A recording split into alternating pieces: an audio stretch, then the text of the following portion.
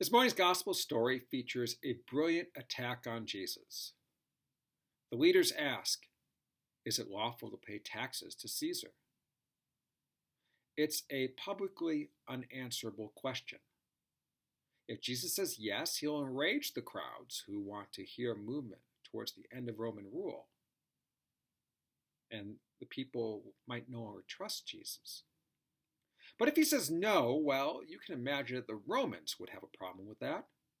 And Jesus will be branded as a rebel and perhaps even arrested. Jesus, though, is wise to what they're doing and says, show me the coin used for the tax. And then he brilliantly says, return to the emperor what is the emperor's, and to God what is God's. That produces amazing possibilities for discussion. What really belongs to the state? How is it connected to their responsibilities towards caring for everyone? And perhaps even more importantly, what belongs to God? What does it mean to participate in a world where everything belongs to God? We ourselves made in God's own image. It's a fantastic reading all around and ripe for points of discussion.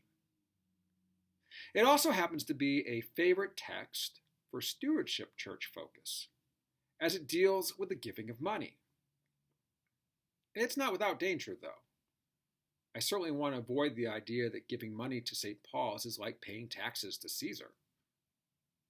My hunch is that most sermons that use this text for stewardship will focus on giving to God what is God's, and then imply, directly or indirectly, that the way you do this is by giving more money to the church. Now, the vestry here at St. Paul's will be pleased to know that I don't object to people giving more money to the church. I think that we do good work with the resources that are allotted to us. But I do think that there is a deeper message here. But I want to begin not with the gospel text, but with Paul's letter to the Thessalonians, which is also part of today's reading, specifically the opening. Paul's first words to the church is grace to you and peace. There is more to this opening than we in the 21st century now hear. Paul is playing on a political slogan that would have been as familiar to his audience as any found across our political spectrum today. The Romans used the slogan peace and security over and over again. It's what the Romans promised to those who lived under them, enforced by their power and dominance. Our might, and you're doing what we think is right, will protect you from the dangers of the world. Peace and security. Paul intentionally contrasts the Roman household slogan of peace and security with his Christian counter slogan, grace and peace. He rightly casts the vision of Jesus, the desire that grace and peace should be longed for and lived out in life, not a security that insulates people from fears and the bad things encountered. Isn't it true that we too often seek security more than anything? Money is the obvious one, our first line of defense against problems and insecurities. But there are many things we do to secure ourselves from life's difficulties. Charles Lafon, who was the canon for congregational life in the Diocese of New Hampshire when I was there, often observed that our tendency as Americans is to self-anesthetize our fears with overwork, materialism, and other drugs of choice with which we dull our pain rather than face it. Grace, in contrast, calls on God's and each other's presence to a communal life of prayer, support, and service. With God in the community, grace helps us face life's fears together, and healing is possible. And that brings us back to the gospel's message this morning, to give to God what is God's.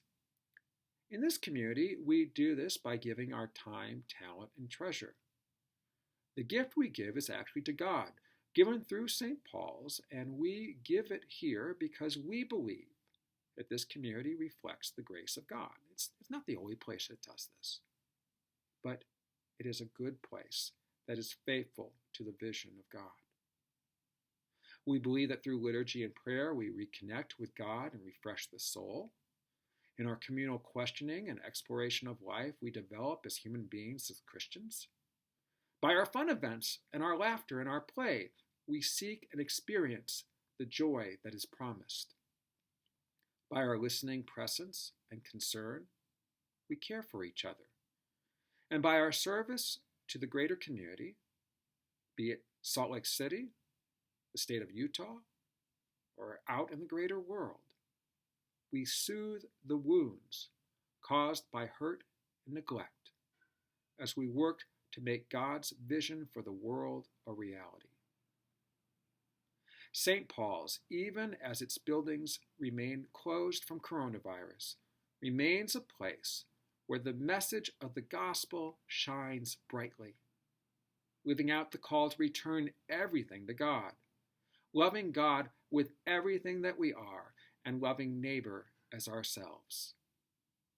Our pledge to this community reflects our understanding that everything we are and have comes from God. I welcome your support for that journey and give thanks for all that you do to support community that lifts everyone up. Grace to you and peace.